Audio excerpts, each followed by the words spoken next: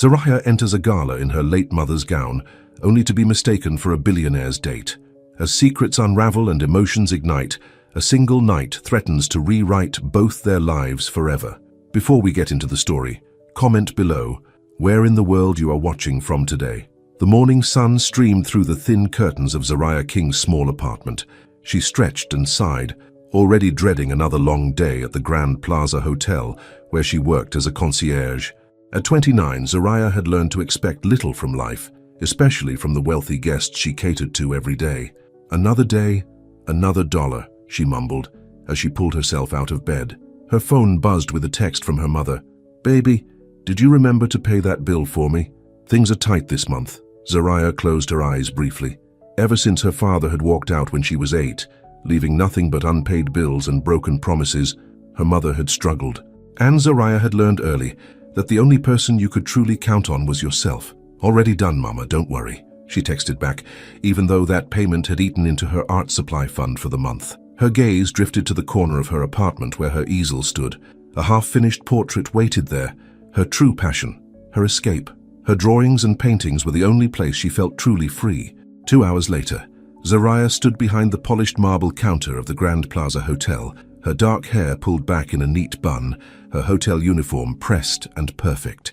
"Good morning, Ms. King," said Marcus, the bellhop, with a wide smile. "Ready for another exciting day of serving the rich and famous?" Zoraya laughed. "As ready as I'll ever be." Just then, the hotel's revolving doors spun, and a man walked in who made every head turn. Tall, with broad shoulders and a confident stride, he wore an obviously expensive suit that fit him like it had been painted on. "That's Julian Crestwood," Marcus whispered. "Millionaire, tech company or something. Stays in the penthouse whenever he's in town." Julian Crestwood approached the concierge desk, his eyes, a startling blue against his tanned skin, focused on his phone. "I need dinner reservations at LeBlanc tonight, 8 o'clock, he said without looking up. "I'm sorry, Mr. Crestwood," Zoraya replied calmly. "LeBlanc is fully booked tonight.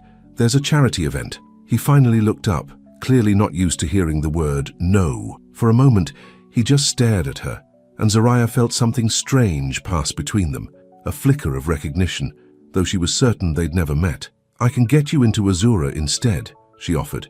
"The chef there is actually better, though don't tell anyone I said that." A slight smile touched his lips. "Is that so? I wouldn't steer you wrong, Mr. Crestwood."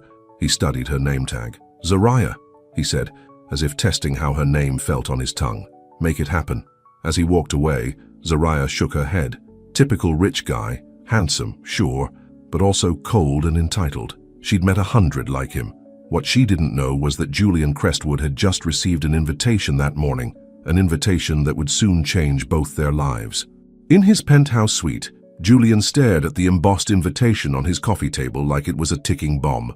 "The Westover Foundation Annual Gala," it read, "honoring Vanessa Westover and her engagement to Congressman David Mitchell." Vanessa, his ex-fiancée, the woman who had left him for a rising political star 6 months ago, claiming Julian was too consumed by his work and emotionally unavailable.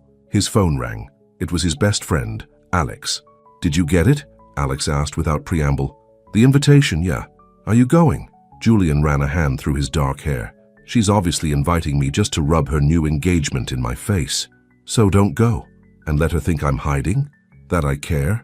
Julian's jaw tightened. "No way." "Then show up with someone who'll make her regret walking away," Alex suggested. "Someone stunning, someone unexpected." Julian's mind flashed to the concierge downstairs, those intelligent eyes, that quiet confidence, and something else, a resemblance he couldn't quite place. "I might have an idea," he said slowly, "but I'll need your help." The next day, Zoraya was surprised when Marcus approached her at the end of her shift. "Hey, remember my cousin Tasha? She works for that staffing agency," Marcus said. "She called me with a weird request. Some rich client wants to hire you for a night." Zoraya's eyebrows shot up. "Excuse me?" "Not like that," Marcus quickly added. "He needs a date for some fancy party. One night just for appearances. He's offering $5,000. $5,000? Zoraya repeated, stunned. That kind of money could help her mother catch up on bills and give Zoraya enough left over to take that art class she'd been eyeing. "Who is it?" Marcus shrugged. "Tasha wouldn't say, but it's tomorrow night, and apparently he's desperate." Zoraya bit her lip.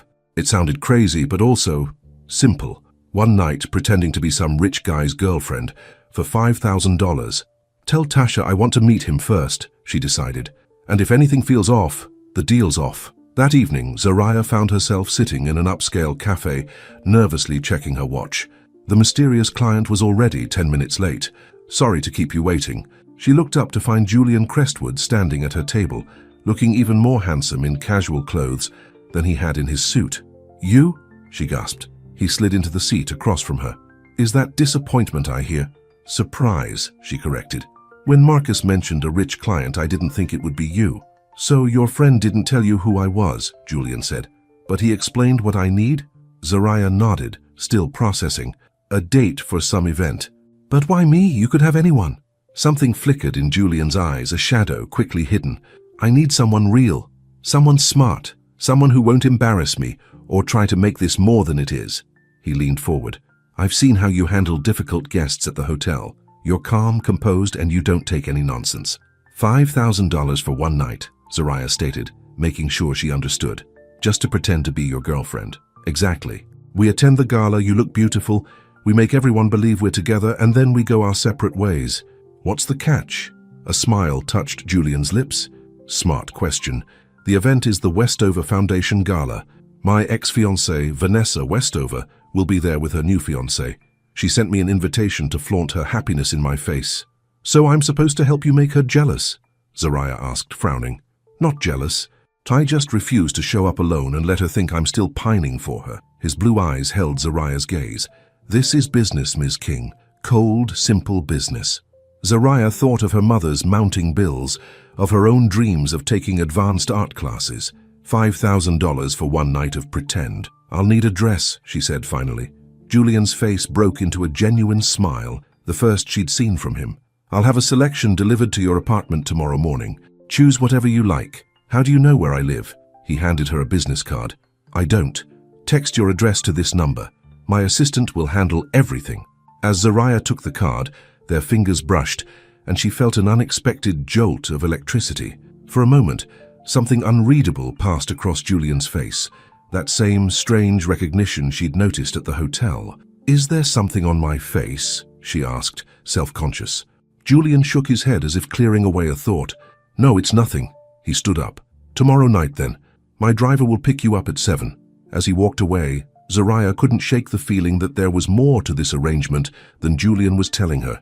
But $5,000 was $5,000, and really, how complicated could one night be? The next morning, Zariah woke to a knock on her door. Outside stood a woman with a clipboard and 3 men carrying garment bags. Ms. King, I'm Sophia, Mr. Crestwood's assistant. May we come in? Before Zariah could fully process what was happening, her small living room was filled with racks of designer dresses, shoes, and jewelry.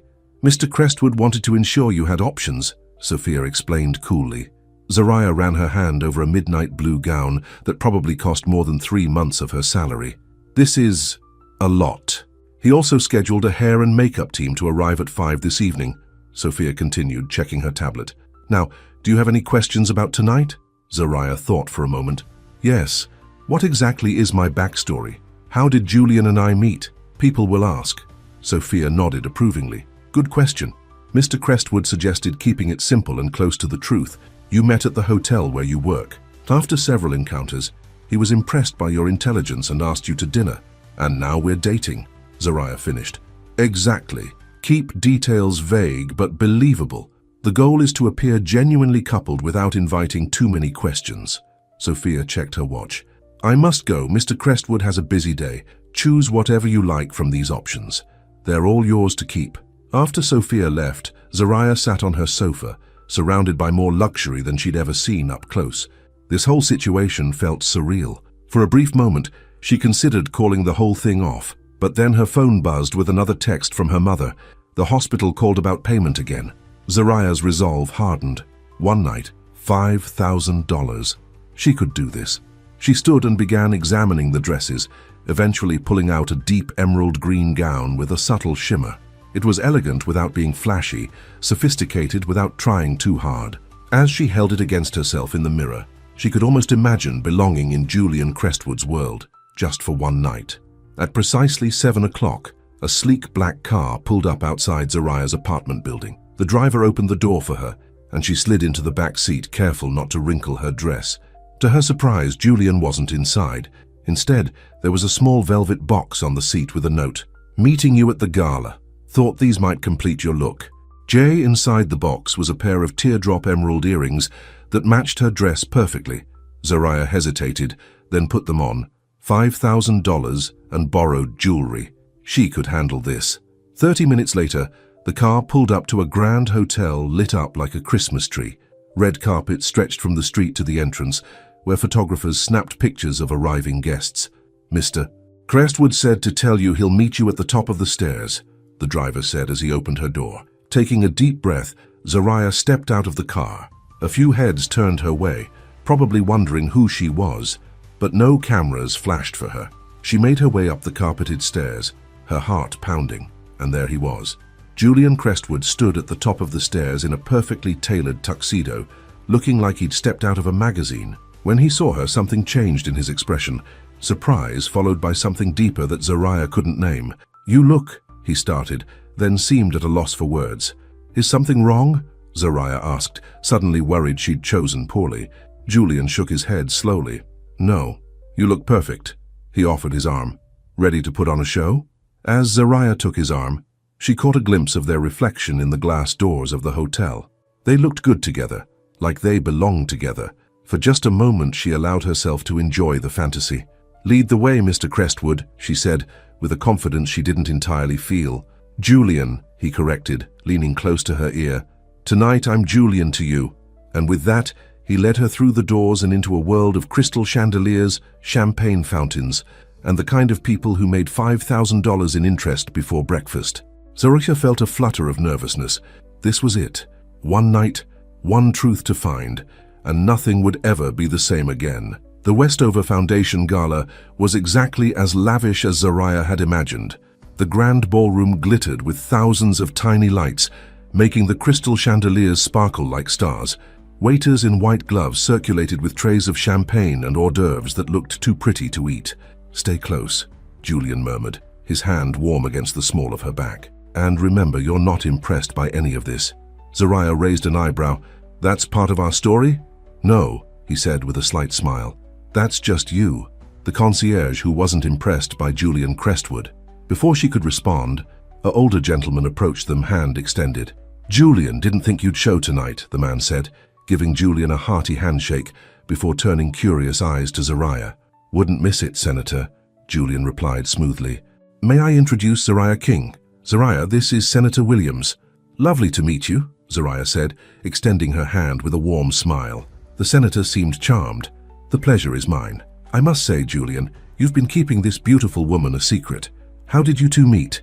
Julian glanced at Zaraya, something playful in his eyes. "She put me in my place at her hotel. I was immediately intrigued.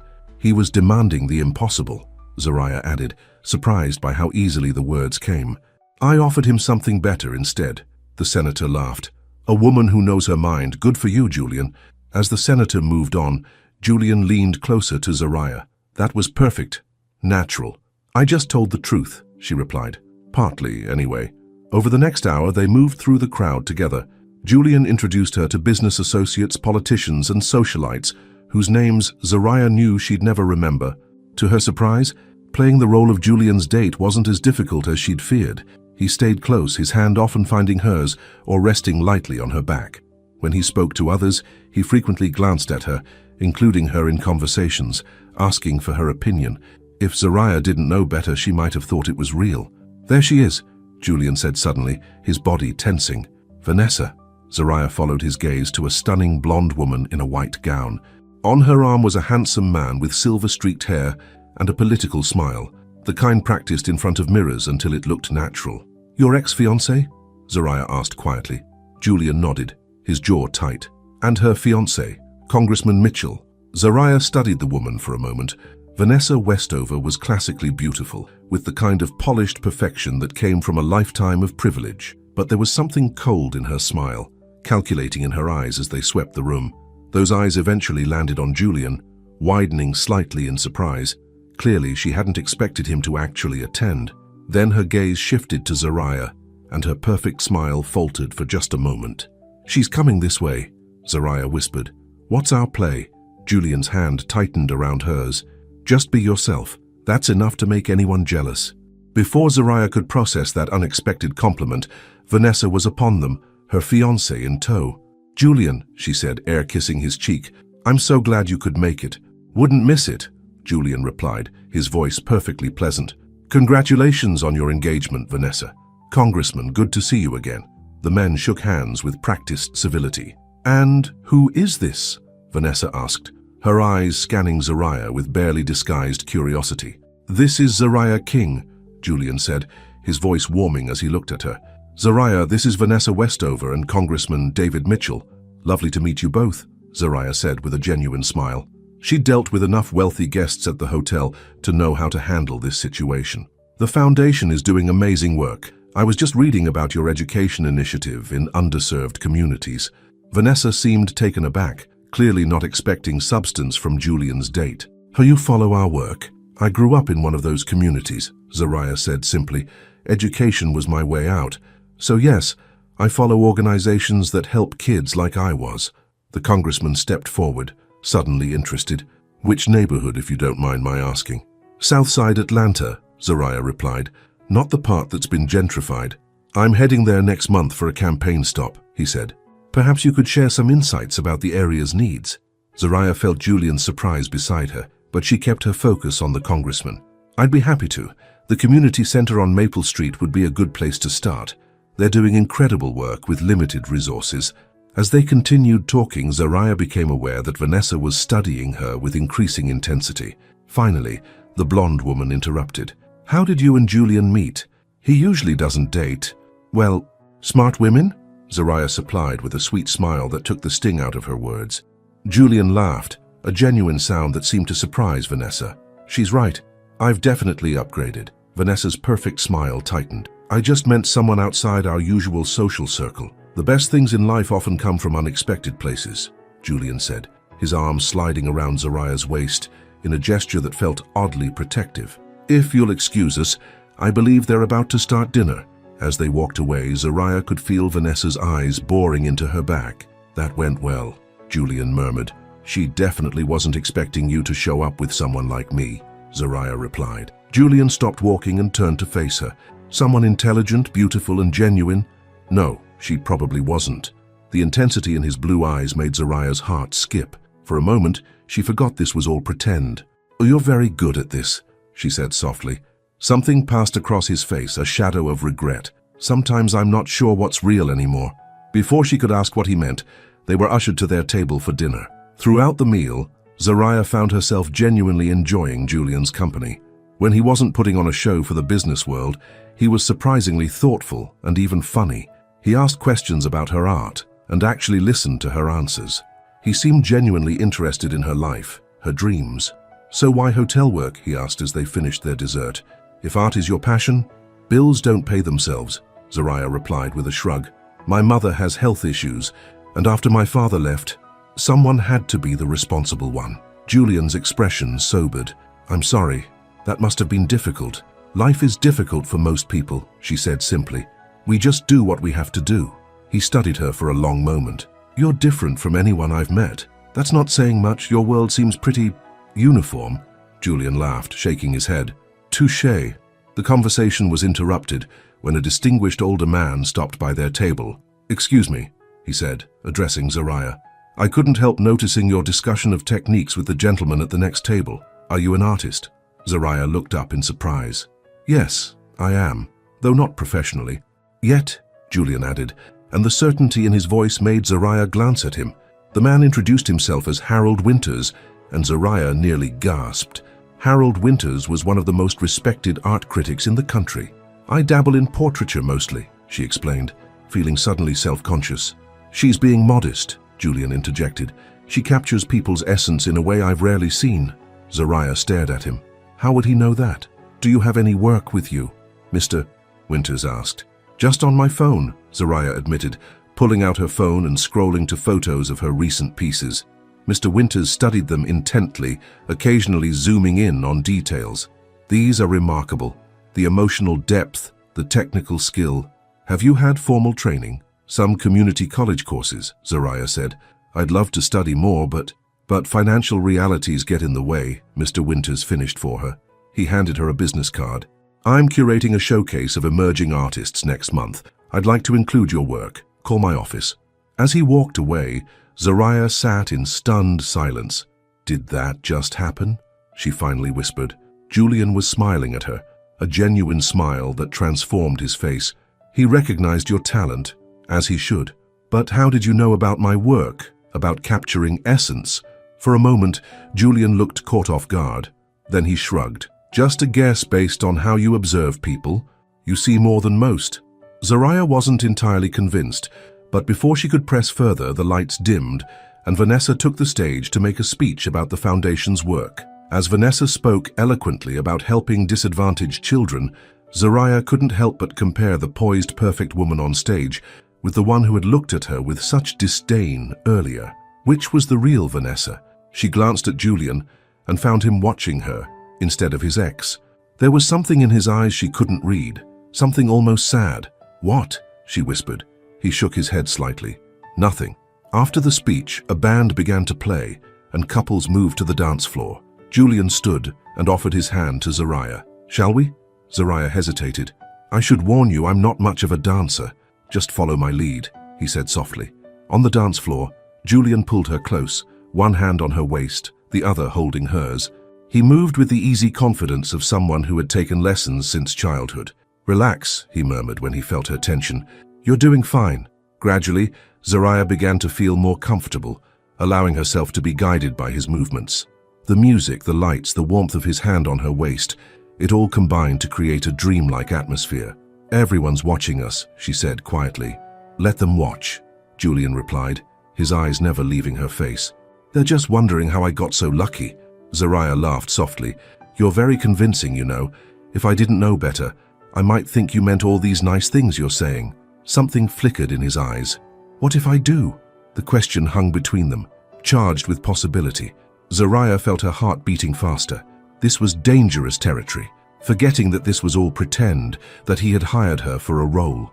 Before she could respond, Julian suddenly stiffened. Zariah followed his gaze and saw Vanessa watching them from the edge of the dance floor, her expression unreadable. She's still watching you, Zariah observed. Julian's attention snapped back to her. I'm not concerned about Vanessa anymore. No? Then why are we still putting on this show? He pulled her slightly closer. Maybe I'm enjoying it. The band transitioned to a slower song, and Julian's hand spread wider on her back, drawing her nearer until she could feel the warmth of his body against hers. Zariah told herself this was still part of the act, but as they swayed together, his cheek occasionally brushing her temple, it became harder to remember where the pretense ended and reality began. You smell like lavender, he said, his voice low near her ear. It's just shampoo, she replied, trying to keep her voice steady. It reminds me of someone, he murmured almost to himself. Zariah pulled back slightly to look at him. Who? For a moment Julian looked like he might answer. Then he shook his head. It doesn't matter. The song ended, and Julian reluctantly stepped back. Would you like some air? There's a garden terrace. Zariah nodded, grateful for the chance to clear her head. This evening was becoming too confusing, the lines too blurred. The terrace was quieter, with only a few other guests enjoying the cool night air. Fairy lights twinkled in the carefully manicured shrubs, and the city skyline glittered beyond. Beautiful, isn't it? Julian said, coming to stand beside her at the stone balustrade. Yes, Zariah agreed, grateful for the simple topic. Though I bet the view from your penthouse is even better. Julian chuckled. Different, not better. Sometimes I think I've spent too much time looking at skylines and not enough time looking at what's right in front of me. He turned to face her, his expression suddenly serious. Zariah, there's something I should tell you. There you are, a voice interrupted. They turned to see a man around Julian's age approaching, slightly unsteady from too much champagne. Julian, you old dog, aren't you going to introduce me to your lovely companion? Zariah, this is Robert Chen, my VP of Operations, Julian said, his jaw tight with obvious annoyance at the interruption. Robert, this is Zariah King. Robert grinned, looking Zariah up and down in a way that made her uncomfortable. Well, Vanessa's certainly taking notice. Smart move, Julian. She's definitely your type. Almost an exact match for... Robert, Julian cut him off sharply. I think your wife is looking for you. Robert held up his hands in surrender. Just saying what everyone's thinking. Nice to meet you, Zariah. Don't let this one push you away like he does everyone else. As Robert stumbled back inside, Zariah turned to Julian, confusion and the first tendrils of hurt creeping into her heart. What did he mean? Almost an exact match. Match for who? Julian's face had closed off, the warmth from their dance gone. Robert's drunk. He doesn't know what he's talking about. Julian, Zariah pressed, a sinking feeling in her stomach. Why did you really choose me for tonight? For a long moment, he didn't answer. When he finally spoke, his voice was low. We should head back inside. No, Zariah stood her ground. I want the truth. Now. Julian ran a hand through his hair, a gesture of frustration she hadn't seen from him before. It's complicated. Try me. He sighed deeply. You remind me of someone I used to know. Someone I lost. The words hit Zariah like a slap. She stepped back, suddenly seeing the evening in a completely different light. So I'm what? A stand-in? A replacement for someone else? That's not what I... Is that why you picked me? Because I look like her? Zariah's voice rose slightly. Who was she, Julian? An ex, the one who got away? Julian reached for her arm, but she pulled away. Zariah, please, let me explain. I think you just did. She felt foolish now, for enjoying his company, for feeling special when he looked at her, for thinking, even for a moment, that his interest might be genuine. I was just a prop in your game with Vanessa, a stand-in for someone else. Just then, the glass doors to the terrace opened and several guests spilled out, laughing and talking loudly. Julian leaned closer, lowering his voice. Can we please discuss this somewhere private? There's nothing to discuss, Zariah said, fighting to keep her voice steady. I did what you paid me to do. The night's almost over. Let's just finish it and be done. Without waiting for his response, she turned and walked back into the ballroom, her head high despite the ache in her chest. She had let herself forget, just for a while, that this was all pretend, that she was an employee, not a date, that a man like Julian Crestwood would never truly be interested in someone like her. As she made her way through the crowded room, she heard someone call her name. Turning, she saw Mr. Winters, the art critic, waving her over to a small group. Miss King, I was just telling my colleagues about your remarkable talent. Do you have time to join us? Zariah hesitated, glancing back to see Julian making his way toward her through the crowd. She made a quick decision. I'd be delighted, she said, stepping into the circle and away from Julian. For the next half hour, she immersed herself in conversation about art techniques and inspirations, trying to ignore the feeling of Julian's eyes on her from across the room. This was her moment, a potential break for her artistic career. She wouldn't let her foolish feelings for a man who saw her as a replacement ruin it. Your perspective is so refreshing, one of the gallery owners in the group told her. So authentic. You must join us for the gallery opening next week. As they exchanged contact information, Zariah became aware of a commotion near the main entrance. She looked up to see Vanessa engaged in what appeared to be an intense conversation with Julian. Trouble in paradise? Mr. Winters murmured, following her gaze. They have history, Zariah said simply. Don't we all? He replied with a knowing smile. The question is whether we let it define our future. Those words stuck with Zariah as she watched Julian and Vanessa from across the room. Their body language spoke volumes. Vanessa leaning in, one hand on Julian's arm, while he stood stiffly, maintaining distance. What was their conversation about? And why did Zariah care so much? She excused herself from the group and made her way toward the ladies' room, needing a moment alone to collect her thoughts. As she passed near Julian and Vanessa, she couldn't help overhearing fragments of their conversation. She's lovely, Julian, Vanessa was saying, her voice dripping with false sweetness. But we both know why you brought her. She looks just like... Don't, Julian cut her off, his voice hard. You don't get to talk about that. Still so sensitive, Vanessa sighed. This is why we never worked, Julian. You're still living in the past, using this poor girl as a stand-in. Zariah froze, the words confirming her worst fears. She must have made a sound because both Julian and Vanessa turned to look at her. Zariah, Julian said, stepping toward her, his eyes filled with something that looked like regret. But Zariah had heard enough. Without a word, she turned and walked quickly toward the exit, ignoring Julian calling her name. She couldn't bear to hear whatever explanation he might offer. The truth was clear enough. She had been a replacement all along, a shadow of someone else, just a stand-in. Outside, she instructed the valet to call her a taxi, refusing to wait for Julian's driver. As she stood on the steps of the hotel, The cool night air a sharp contrast to the warmth of the ballroom. She felt oddly calm despite the hurt swirling inside her. $5,000.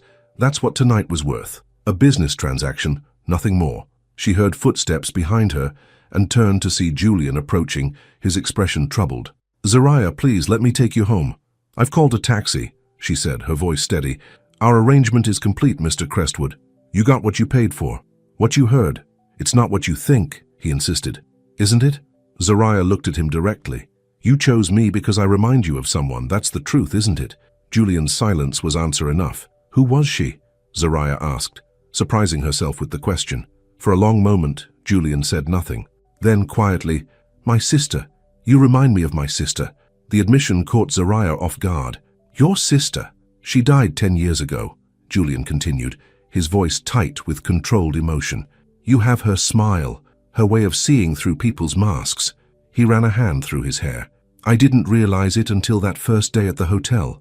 And I don't know what I thought." Zariah didn't know what to say. This wasn't what she had expected. Not at all. A taxi pulled up to the curb. "That's my ride," she said, still processing his revelation. Julian reached for her hand. "Zariah, I'm sorry. I should have told you." She gently pulled her hand away. "Yes, you should have." As she turned to go, Julian spoke again. "The offer from Harold Winters, that had nothing to do with me. That was all you, all your talent."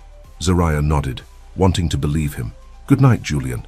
As the taxi pulled away from the curb, Zariah looked back to see Julian standing alone on the steps of the hotel, watching her leave. Something inside her wanted to tell the driver to stop, to go back and hear Julian out. But what would be the point?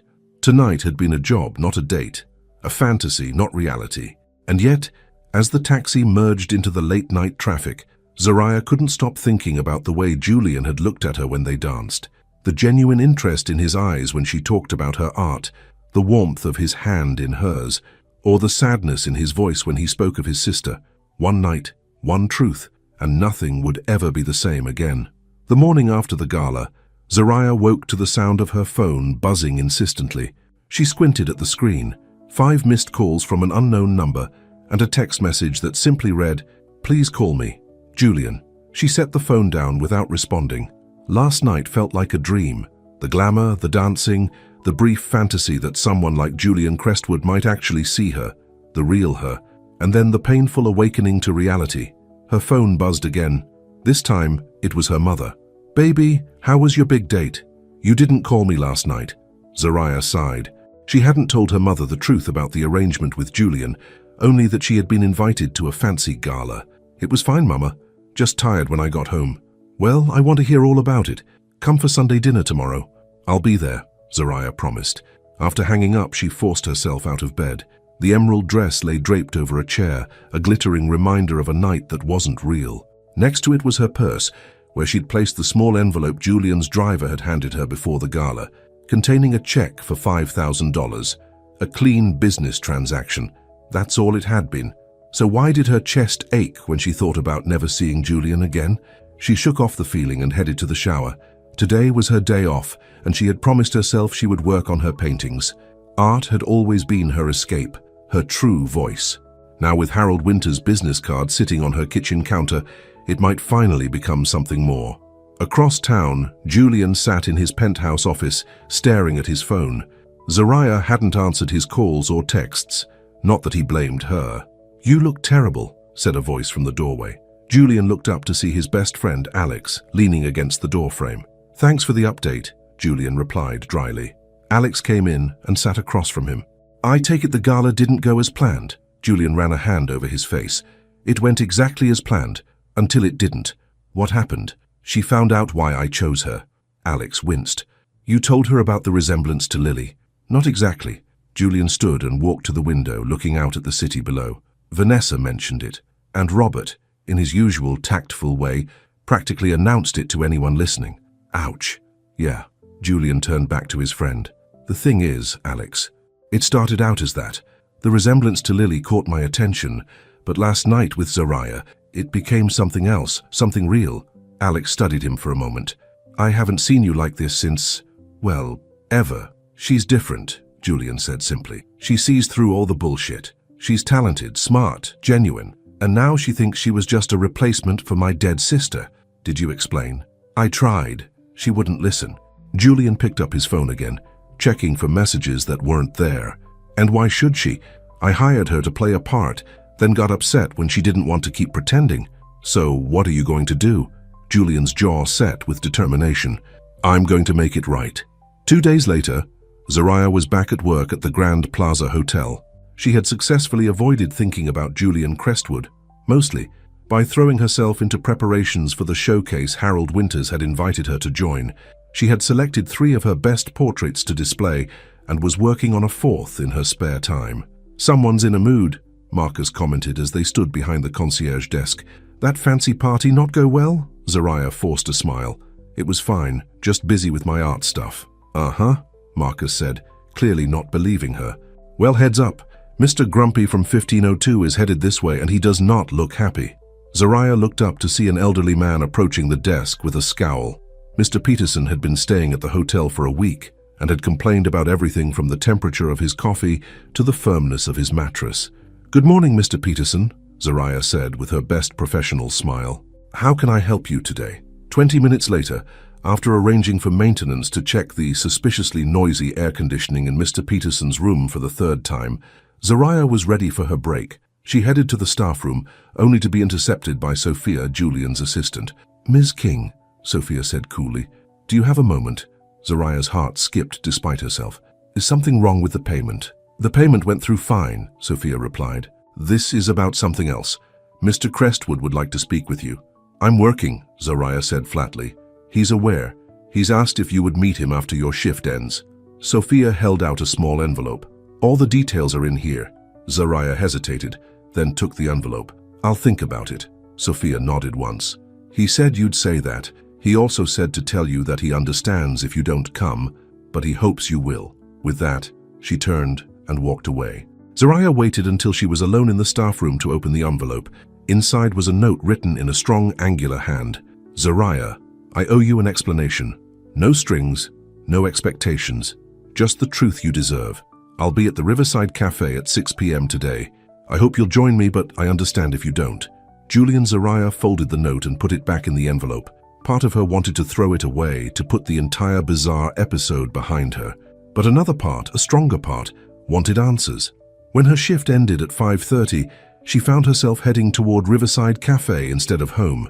The cafe was small and unpretentious, nothing like the upscale establishments Zariah would have expected Julian to frequent. It overlooked the river, with a patio that offered a peaceful view of the water. Julian was already there, sitting at a corner table with 2 cups of coffee. He wasn't wearing his usual designer suit, but jeans and a simple button-down shirt. He looked more approachable this way, more human. He stood when he saw her. You came. I almost didn't, she admitted, taking the seat across from him. I'm glad you did. He pushed one of the coffee cups toward her. I remembered you take it with cream, no sugar. The fact that he'd noticed such a small detail caught her off guard. Thanks. For a moment, neither spoke. Julian seemed to be gathering his thoughts, and Zariah was content to let him struggle. Finally, he began. I owe you an apology and an explanation. You don't owe me anything, Zariah said. We had a business arrangement. It's done. Is that really how you see it? Julian asked, his blue eyes searching hers. Zariah looked away. How else should I see it? Julian sighed. Fair enough, but I'd still like to explain if you'll let me. She nodded once, wrapping her hands around the warm coffee cup. My sister Lily died 10 years ago, Julian began, his voice low. She was 19. Car accident. Despite her resolve to remain detached, Zariah felt a pang of sympathy. I'm sorry, Julian nodded. She was the best of us. Kind, creative, saw the good in everyone. After she died, something in our family broke. My parents retreated into their grief. I threw myself into building the business, becoming successful, as if that could somehow fill the hole she left. He paused, taking a sip of his coffee. When I first saw you at the hotel, something about your smile reminded me of her.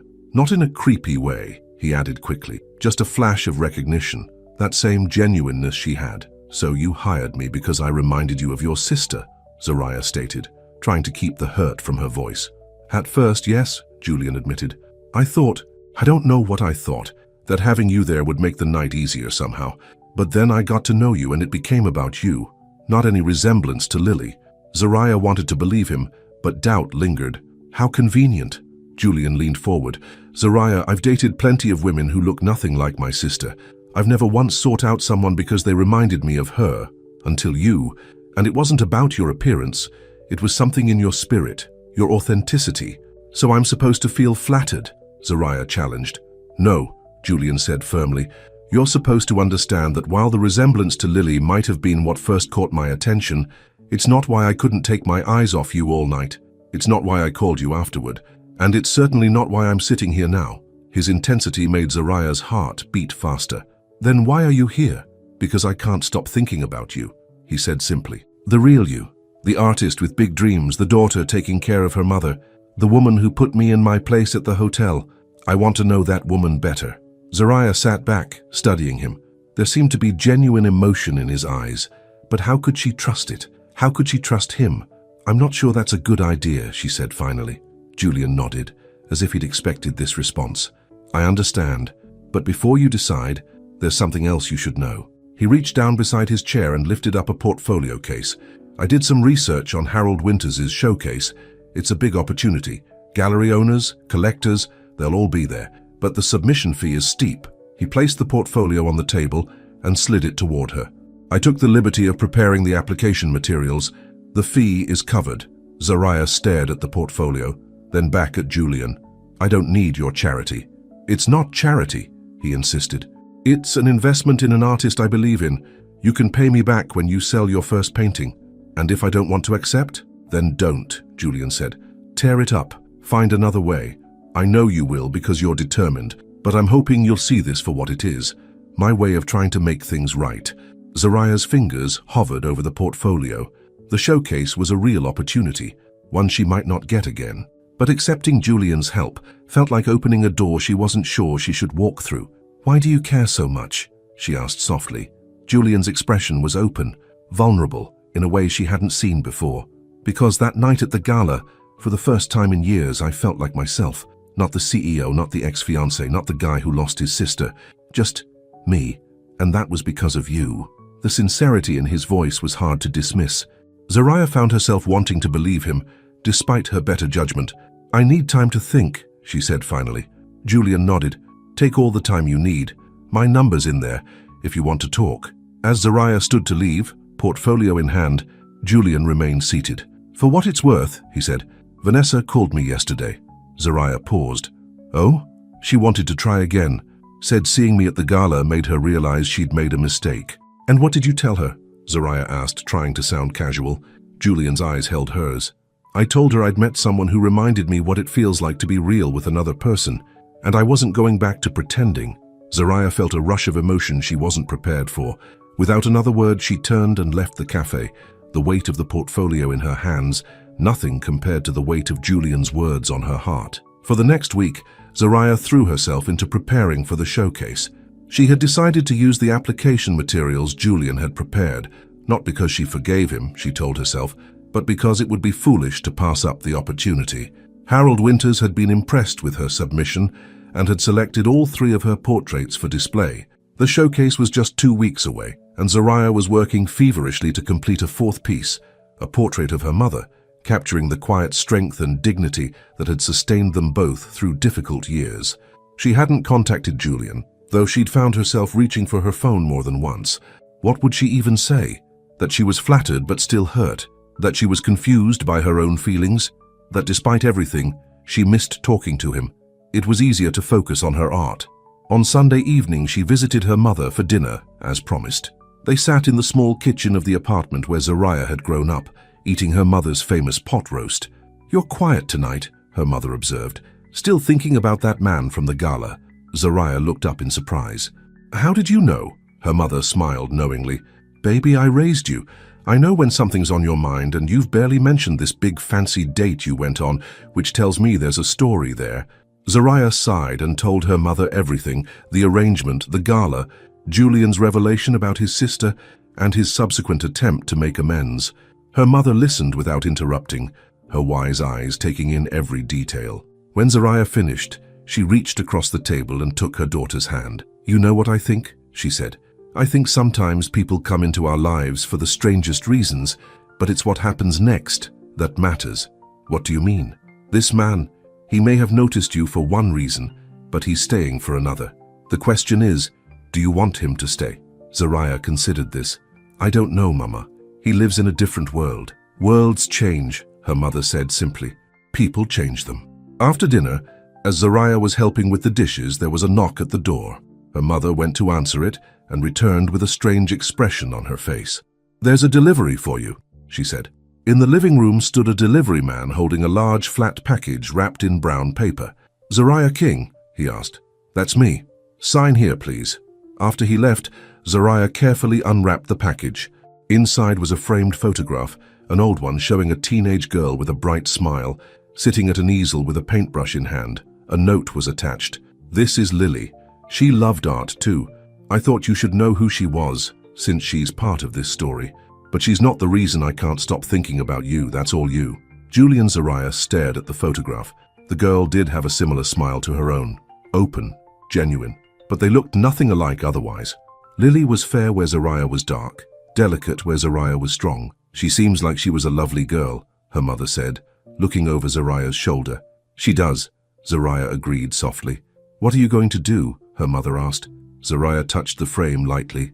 I don't know yet, but for the first time since the night of the gala, she felt the wall around her heart beginning to crack. The next morning, Zariah arrived at work to find Marcus practically bouncing with excitement.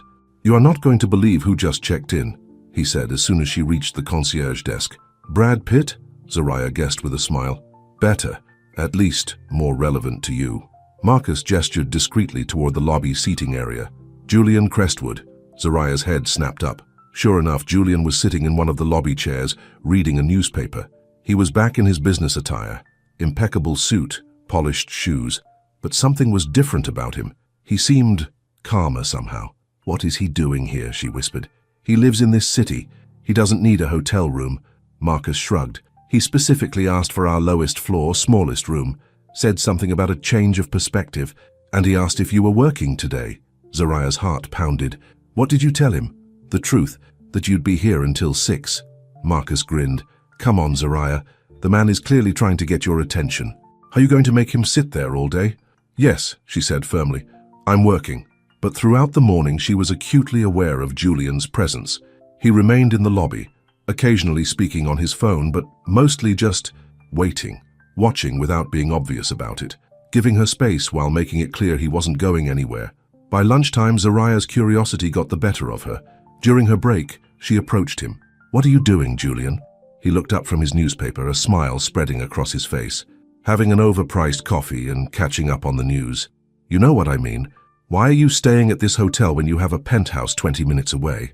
Julian set the paper aside. I'm trying to see the world from your perspective, starting with where you work. Zariah crossed her arms. And how's that going for you? Enlightening, he admitted. I've been a guest at luxury hotels all over the world, but I've never really paid attention to the people who make them run. I've watched you handle 3 demanding guests this morning, with more patience than I've shown in board meetings with people who make millions. His observation was unexpectedly perceptive. It's my job. It's more than that, Julian said. It's who you are. You see people, really see them, even when they're being difficult. Zariah didn't know how to respond to that. I have to get back to work, Julian nodded. I'll be here, room 302 if you want to talk later. Throughout the afternoon, Zariah tried to focus on her job, but her thoughts kept drifting to Julian.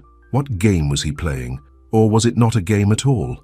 At the end of her shift, she found herself walking to the elevator, pressing the button for the 3rd floor before she could change her mind. Room 302 was at the end of the hall, one of the hotel's smallest rooms, with a view of the parking garage instead of the city skyline. Zariah hesitated, then knocked. Julian opened the door, his expression brightening when he saw her. He had changed into jeans and a t-shirt, looking more casual than she'd ever seen him. You came, he said, stepping back to let her in. The room was indeed small, a basic queen bed, a desk, a chair. Julian's laptop was open on the desk, papers spread around it. Working from a hotel room, she asked, noticing the spreadsheets on the screen. Trying to, he admitted. The Wi-Fi is slower than I'm used to. Zariah smiled despite herself. Roughing it, huh? Perspective, he reminded her with a smile of his own. Want to sit? The only places to sit were the desk chair and the bed. Zariah chose the chair, and Julian perched on the edge of the bed. I got your gift, she said.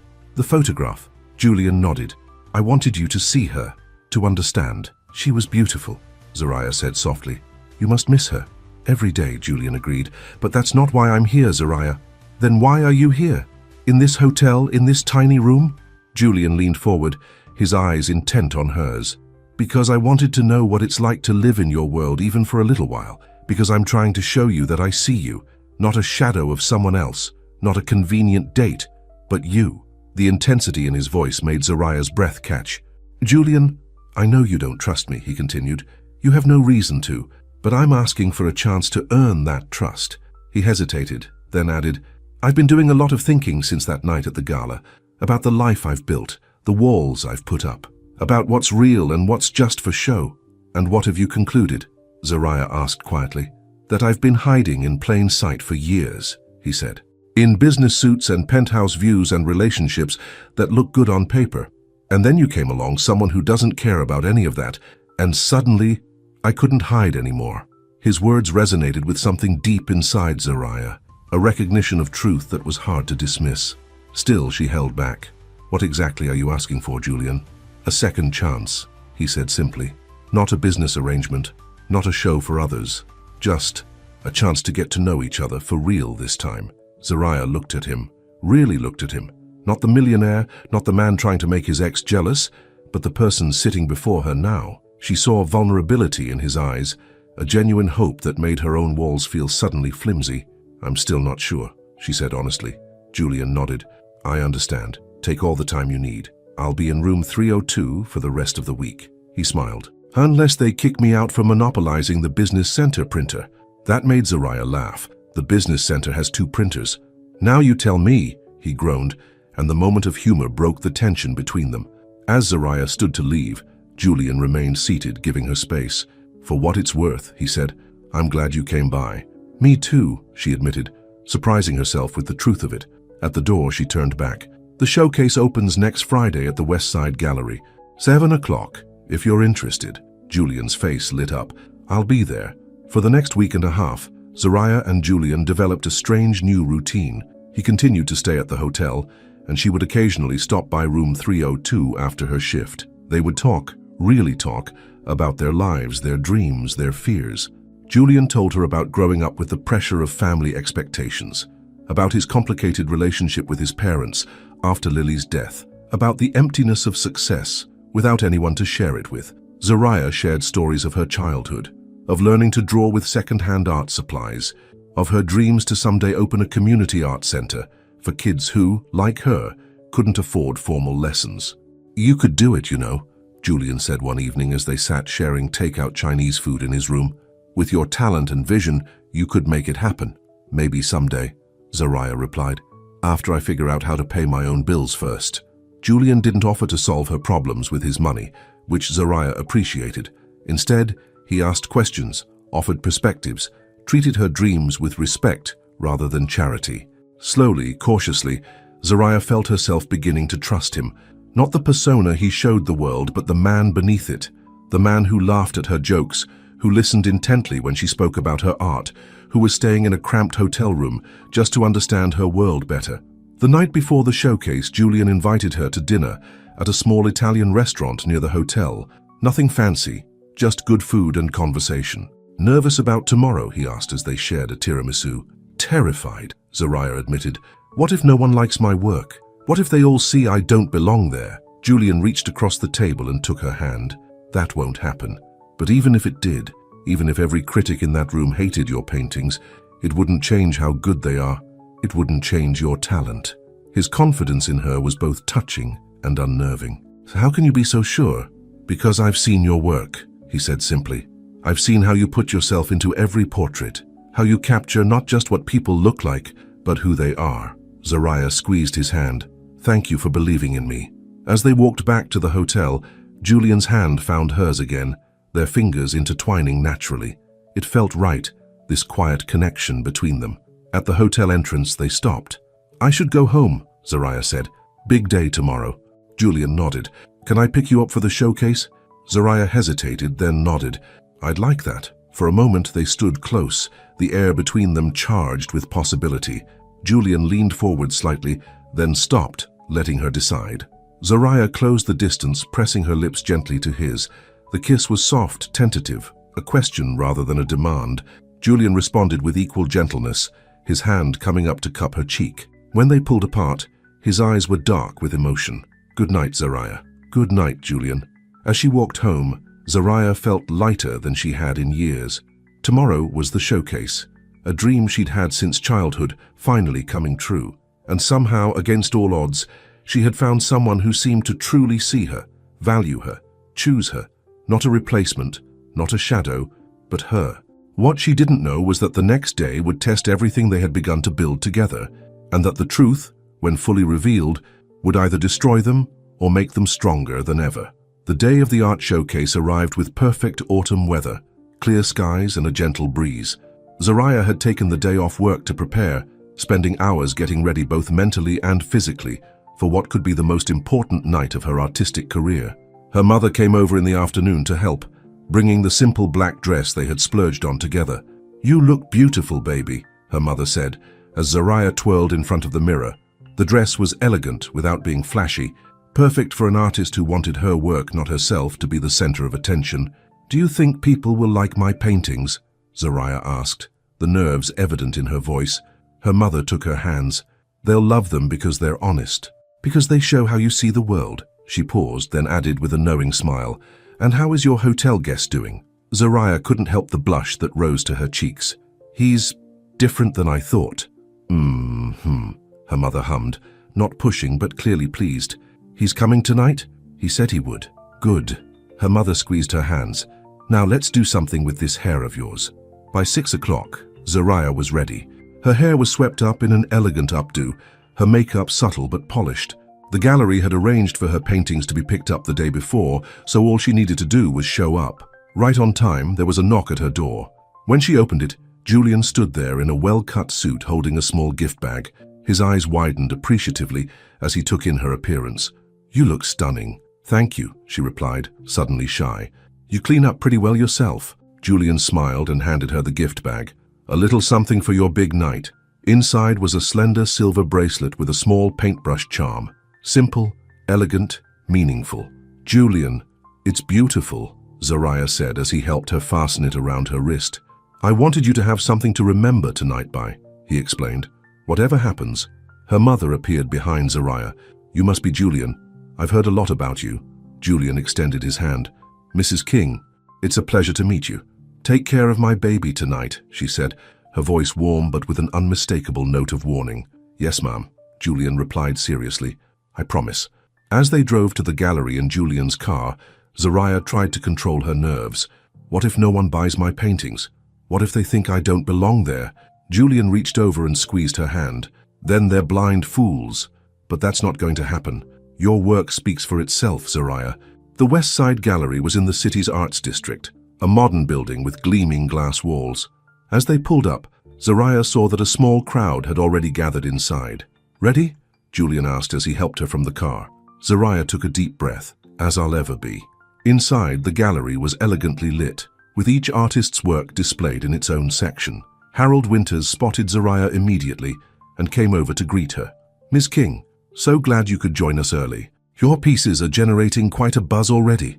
He led them to a corner of the gallery where Zariah's 4 portraits hung. Seeing them displayed professionally under perfect lighting took her breath away. They looked better than she had imagined. I'll leave you to it, Harold said. The doors open to the public in 20 minutes. As he walked away, Julian squeezed Zariah's hand. They're incredible. Zariah moved closer to her paintings, still not quite believing they were here, in a real gallery. The first was a portrait of an elderly man she'd met in the park, his weathered face telling the story of a life fully lived. The second captured a young street musician, his eyes closed in the ecstasy of his music. The third was of a little girl at the community center, where Zariah volunteered, her smile wide despite the difficulties of her life. And the fourth, the newest, was of her mother, strength and grace evident in every brushstroke. You see people, Julian said softly beside her. Really see them. Zariah turned to him, emotion welling in her chest. Thank you for helping make this happen. You did this, Julian insisted. All I did was pay a fee. The talent is all yours. Before she could respond, the gallery doors opened and people began to stream in. The evening became a whirlwind of introductions, conversations about technique and inspiration, and to Zariah's shock and delight, red sold dots appearing beside her paintings. Julian stayed close but not hovering, letting her have her moment while ensuring she always had a fresh glass of water and someone to turn to when she needed a break from the attention. Midway through the evening, Harold Winters approached with an elegantly dressed couple. Ms. King, I'd like you to meet Thomas and Eleanor Bradford. They own the Bradford Gallery chain. Zariah shook their hands, trying to hide her excitement. The Bradford Galleries were among the most prestigious in the country. Your work is remarkable, Eleanor said. So honest, so emotional. We are particularly interested in your portrait of the elderly gentleman. That's wisdom, Zariah explained. I met Mr. Jenkins in the park. He feeds the pigeons every day and tells stories to anyone who'll listen. You've captured something essential about aging, Thomas observed. Dignity amid decline. We'd like to discuss the possibility of featuring your work in our Emerging Artists Showcase next month. Zariah nearly dropped her water glass. That would be an honor. They exchanged information, promising to be in touch the following week. As they walked away, Zariah turned to Julian with wide eyes. Did that just happen? Julian beamed at her. It did, and it's just the beginning. The evening continued in a dreamlike haze. By 9 o'clock, all 4 of Zariah's paintings had sold, 1 to the Bradfords, 1 to a local collector, and 2 to anonymous buyers. We should celebrate, Julian said as the crowd began to thin. Dinner, champagne, whatever you want. Zariah nodded, still dazed by her success. Let me just thank Harold first. As she made her way across the gallery, she overheard a familiar voice. Vanessa Westover standing with a small group near the entrance. Julian certainly has eclectic taste these days, Vanessa was saying, her voice carrying just enough to reach Zariah's ears. First his charity date, now buying amateur art. I suppose he's going through some sort of phase. Zariah froze. Buying amateur art. She turned slowly, looking back at her display. All 4 paintings had sold. 1 to the Bradfords, 1 to a collector, and 2 to... A cold feeling spread through her chest. Had Julian bought her paintings? Was this whole evening just another elaborate show of his wealth and influence? She changed direction, walking quickly back to where Julian stood chatting with Harold Winters. Can I speak with you? She asked Julian, her voice tight. Privately. Sensing her mood, Julian excused himself and followed her to a quiet corner. What's wrong? He asked. Did you buy my paintings? Zariah demanded, keeping her voice low. Julian hesitated, and in that moment Zariah knew the answer. You did, didn't you? She pressed. The 2 anonymous purchases. That was you. Zariah, let me explain. Was any of this real? She asked, hurt and anger rising in her voice. The Bradfords, the other collectors, did you arrange all of this? Julian's expression was pained. No, the Bradfords are legitimate. So is the other buyer. But yes, I did purchase 2 of your paintings. Why? The word came out as a whisper. Because they're brilliant, Julian said simply. Because I wanted them. Because I believe in your talent. Or because you wanted to make sure my showcase was a success, Zariah challenged. More charity for the poor girl from the wrong side of town. Julian ran a hand through his hair in frustration. That's not fair. I bought them because I love them. Because I love... He stopped abruptly. The unfinished sentence hung between them. Zariah felt tears threatening and blinked them back. I need to go, she said, turning away. Zariah, please. Julian reached for her arm, but stopped short of touching her. Don't leave like this. Congratulations on your successful investment, she said coldly. I hope the paintings increase in value for you. Before he could respond, she walked away, stopping only briefly to thank Harold Winters for the opportunity before slipping out the gallery's side door. Outside, the cool night air hit her face, and the tears she'd been holding back finally fell. She'd been such a fool, believing that tonight was about her talent, that Julian's interest in her was genuine. It was all just another game to him, another way to play savior. She hailed a taxi and gave the driver her address, then sat in silence as the city lights blurred through her tears. The next morning, Zariah woke to the insistent ringing of her doorbell. She'd cried herself to sleep, and her eyes felt swollen and gritty. The ringing continued. With a groan, she pulled herself out of bed and shuffled to the door. Who is it? She called. It's me. Julian's voice replied. "Please, Zariah, 5 minutes." "Go away," she said, leaning her forehead against the door. "I will," he promised, "after 5 minutes, please." Something in his voice, a raw honesty she hadn't heard before, made her hesitate. Finally, she unlocked the door. Julian stood there, looking like he hadn't slept either. He was still in last night's clothes, his hair disheveled. "You have 5 minutes," she said, leaving the door open but walking back into her apartment. Julian followed, closing the door behind him. "I owe you an explanation. You seem to say that a lot," Zariah observed, crossing her arms. Julian nodded, accepting the criticism. "I do, because I keep making mistakes with you." He took a deep breath. "Yes, I bought 2 of your paintings, not because I felt sorry for you, not to ensure your success, but because I wanted them, because they move me." "Which ones?" Zariah asked, surprising herself with the question. "The portrait of your mother," Julian said, "because when I look at it, I see where your strength comes from. And the little girl from the community center, because it shows the kind of heart you have." Zariah wanted to hold on to her anger, but his sincerity was making it difficult. "You should have told me." "You're right," Julian agreed. "I should have, but I was afraid you'd react exactly as you did, that you'd think it was charity or manipulation." He ran a hand through his already messy hair. "I just wanted to support you without making you feel like you needed my support." Put that way, Zariah could almost understand his reasoning. Almost. "What about the Bradfords?" she asked. "Did you arrange that too?" "No," Julian said firmly. "I know Thomas through business, but I didn't know they'd be there last night. Their interest in your work is completely genuine." Zariah sank onto her sofa, suddenly tired. "I don't know what to believe anymore, Julian. Every time I start to trust you, something happens that makes me question everything." Julian remained standing, keeping his distance. "I know, and that's on me." He hesitated, then added, "There's something else you should know." Zariah looked up, bracing herself for another revelation. "I'm giving up my penthouse," Julian said. "I've realized lately how empty that life is, how disconnected I've been from what matters." He paused. "I'm looking for a place in the arts district, something smaller, more real, and I've decided to start a foundation in Lily's name to fund art programs for underprivileged kids." Zariah stared at him, trying to process this unexpected turn. "Why are you telling me this?" Julian met her gaze. "Because you changed me, Zariah. Meeting you, seeing the world through your eyes, it woke me up. Made me realize I've been hiding in luxury, in business, in relationships that look good on paper but lack any real substance." The sincerity in his voice was impossible to dismiss. Zariah felt her defenses weakening. "Julian, your 5 minutes are up," he said, moving toward the door.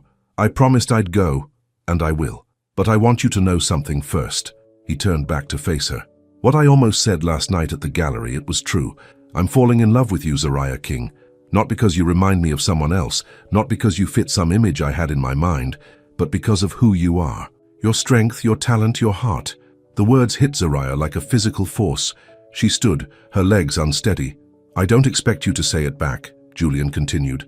"I don't even expect you to believe me right now. But it's the truth, the one truth that matters in all of this." He opened the door. "The paintings are yours. I'll have them delivered back to you. And if you ever want to talk about art, about life, about us, you know where to find me." He smiled sadly. Room 302, at least for another week. With that, he was gone, leaving Zariah standing alone in her apartment, his words echoing in her mind. "I'm falling in love with you." Was it possible? Could she trust it? Trust him? For the next week, Zariah threw herself into her work at the hotel and her art at home. The Bradfords had called, confirming their interest in featuring her in their showcase. Harold Winters had sold 2 more of her paintings that she'd hurriedly delivered to replace the ones that had been returned by Julian. Success was within her grasp, the artistic recognition she'd always dreamed of. And yet, something was missing. Every day at work, she found herself glancing toward room 302, wondering if Julian was there, if he was waiting for her. But pride kept her from checking, from reaching out. On Friday afternoon, Marcus sidled up to the concierge desk with a knowing look. "Lover boy checked out this morning." Zariah's heart sank despite herself. "Did he?" "Yep. Left a package for you with the front desk." Her hands trembled slightly as Marcus handed her a small envelope. Inside was a key card and a note. "If you ever want to see your paintings again, they're at this address.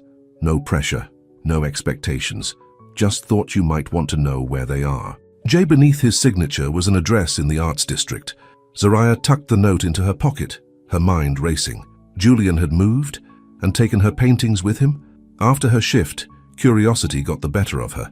She found herself walking toward the address Julian had provided, the key card clutched in her hand. The building was a converted warehouse, nothing like Julian's sleek downtown high-rise. It had character, history, large windows that would let in plenty of natural light. Perfect for an artist. Zariah hesitated at the entrance, then used the key card to let herself in. The elevator took her to the top floor, where there was only one door. She knocked, but there was no answer. Taking a deep breath, she used the key card again.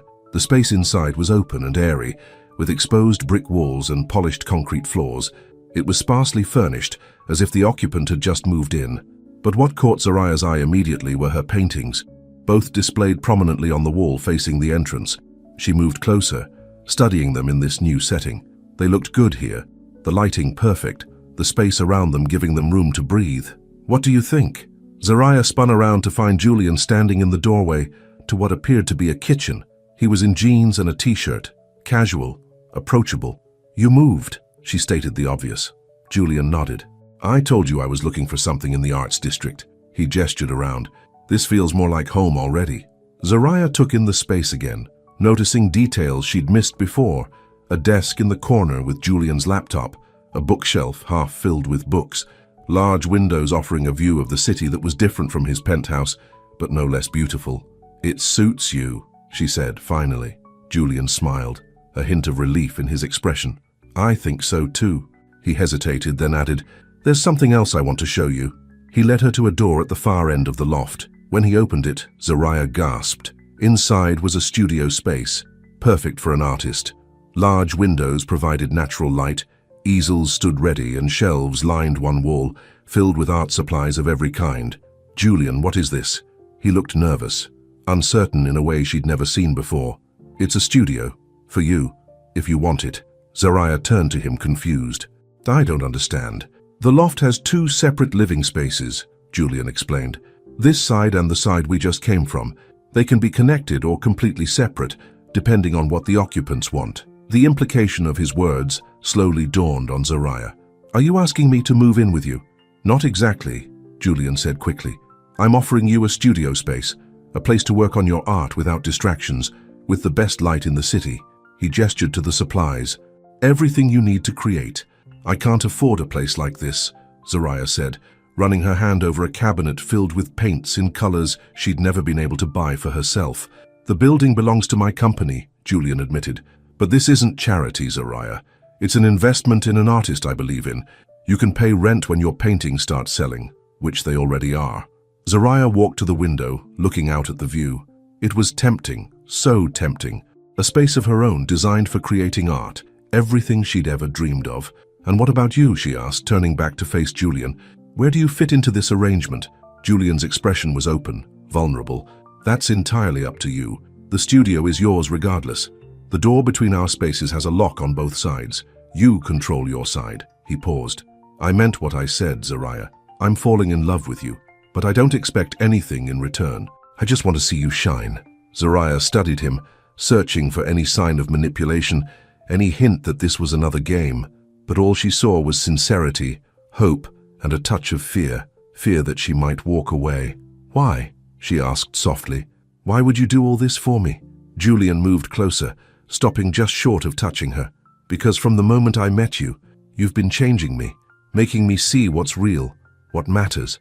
You deserve this space, this opportunity. And selfishly, I want to be near you, even if it's just knowing you're creating something beautiful on the other side of that wall." The truth of his words was written across his face. This wasn't the calculating businessman who had hired her for the gala. This was a man who had stripped away his defenses, who was offering not just a studio, but his heart. "I need time to think," Zariah said honestly. Julian nodded. "Take all the time you need. The studio is yours, whether you use it or not." As she turned to leave, Julian called her name once more. "Zariah." She looked back. "Thank you for coming today, for giving me a chance to explain." His smile was gentle, patient. "Whatever you decide, I'm grateful for the truth you brought into my life." A month passed. Zariah's paintings had been featured in the Bradford Gallery showcase to critical acclaim. Offers were coming in, commissions, teaching opportunities. even a small grant to create a series focusing on community members in her old neighborhood. She had visited the studio several times, sometimes when Julian was there, sometimes when he wasn't. Gradually, she had begun to leave things behind: a sketchbook, a set of brushes, a half-finished canvas. Today, she stood in the middle of the space, sunlight streaming through the windows, casting long shadows across the floor. It was perfect. Everything an artist could want. And on the other side of the wall was a man who had proven, day after day, that his feelings for her were real. Julian had been patient, respectful of her boundaries. When they did see each other, their conversations flowed easily, deeply. He asked about her work, her family, her dreams. He shared his own thoughts, vulnerabilities, hopes for the future. Slowly, cautiously, Zoraya had felt herself falling, not for the millionaire who had hired her for a night, but for the man who had stepped out of his world and into hers, the man who saw her, truly saw her. Making her decision, Zoraya picked up her phone and called her mother. "Mama, I need your help with something." 2 hours later, Zoraya stood in her apartment, looking at the finished canvas on her easel. It had taken weeks of work, stolen moments between shifts at the hotel and visits to the studio, but finally it was done. It was a portrait of Julian, not the polished businessman from the gala, but the man she had come to know. In the painting, he was smiling in a way he rarely showed the world, open, genuine, a little vulnerable. It was how he looked at her when he thought she wasn't noticing. Carefully, she wrapped the canvas and took a taxi to the loft. Using her keycard, she let herself in, relieved to find the space empty. She propped the wrapped canvas against Julian's door and left a note. "If that's who I really am to you, come find me. This time, for real." She had just reached the street when her phone buzzed with a text. "I'm at the hotel, room 302. One last night, for old time's sake." Zoraya smiled, her heart racing as she hailed another taxi. 20 minutes later, she stood outside room 302, remembering the first time she had knocked on this door. Uncertain, defensive, hurt. Now she felt something different, something like hope. When Julian opened the door, his face lit up at the sight of her. He was in his casual clothes again, the businessman nowhere to be seen. "You came," he said, echoing his words from weeks ago. Zoraya stepped inside. The room was exactly as small and unremarkable as it had been before, except now it was filled with candles, their soft light casting a warm glow over everything. "What's all this?" she asked, turning to Julian. "I wanted to recreate our beginning," he explained, "but get it right this time. No arrangements, no pretending, just us." On the small table by the window, dinner was laid out. Nothing fancy, just takeout from the Italian restaurant they both liked. "Julian," Zoraya began, but he held up a hand. "Before you say anything, I want you to know I saw the painting." His eyes were full of emotion. "It's how you see me," Zoraya nodded. "It's who you are when you're with me, the real you." Julian moved closer, taking her hands in his. "And is that someone you could love?" The question hung between them, weighted with all that had come before. The night of pretense, the misunderstandings, the gradual building of trust. "I already do," Zoraya said softly. "I love the man who stayed in this tiny room to understand my world, who believes in my art, who isn't afraid to be real with me." Julian's smile was like the sun breaking through clouds. He pulled her closer, one hand coming up to cup her cheek. "I love you, Zoraya King. The artist, the daughter, the woman who wouldn't let me hide behind my money or my name." When he kissed her, it was different from their first kiss. Deeper, surer, a promise rather than a question. "So," Julian said when they finally broke apart, "does this mean you'll accept the studio?" Zoraya laughed. "I've already moved in half my supplies." "And the door between our spaces?" he asked, his voice hopeful but not presuming. Zoraya looked at him, really looked at him, at the man who had hired her for one night and ended up changing both their lives, at the man who had seen past her defenses to the dreams she kept hidden, at the man who had learned to be real with her and with himself. "I think," she said slowly, "that door might need to stay open." Julian's answering smile was everything: relief, joy, love. He pulled her close again, and as Zoraya melted into his embrace, she marveled at how life could change in unexpected ways. One night, one truth, and a love that had been real all along. 3 months later, the Westover Foundation held its winter gala. Julian and Zoraya arrived together. No pretense this time. Her artwork was featured in the silent auction, raising money for the new Lily Crestwood Art Foundation, which provided scholarships and supplies to young artists from underserved communities. As they circulated through the crowd, Julian's hand rarely left hers. When Vanessa approached, perfect as ever on the arm of her congressman fiancé, Zariah felt no tension, no insecurity. "Julian, Ms. King," Vanessa greeted them with practiced warmth. "Lovely to see you both again. Your foundation is doing remarkable work." "Thank you," Julian replied easily. "We're excited about the possibilities." "We?" Vanessa's eyebrow arched delicately. "Zariah is the creative director," Julian explained, his voice full of pride. "She knows firsthand what these programs can mean to young artists." As they continued to chat, Zariah felt Julian's arm slip around her waist, not for show, not to make anyone jealous, but simply because he wanted her close. Later, as they danced beneath the same chandeliers where their story had begun, Zariah rested her head against Julian's shoulder. "Happy?" he murmured against her hair. "Very," she replied, "though I still can't believe how we started." Julian chuckled. "One night of pretending led to a lifetime of truth." "A lifetime?" Zariah teased, pulling back to look at him. Julian's eyes were serious despite his smile. "If you'll have me." And in that moment, surrounded by the glitter and glamour that had once seemed so foreign to her, Zariah knew with absolute certainty that what they had built together was real. Not a fantasy, not a business arrangement, but something true and lasting. "I will," she whispered, and sealed the promise with a kiss. Around them, the gala continued, music playing, champagne flowing, conversations humming, but Zariah and Julian were in a world of their own, a world they had created together, one truth at a time. One night had changed everything, but it was the mornings, afternoons, and evenings that followed, filled with honesty, understanding, and love, that had made their story real. The end.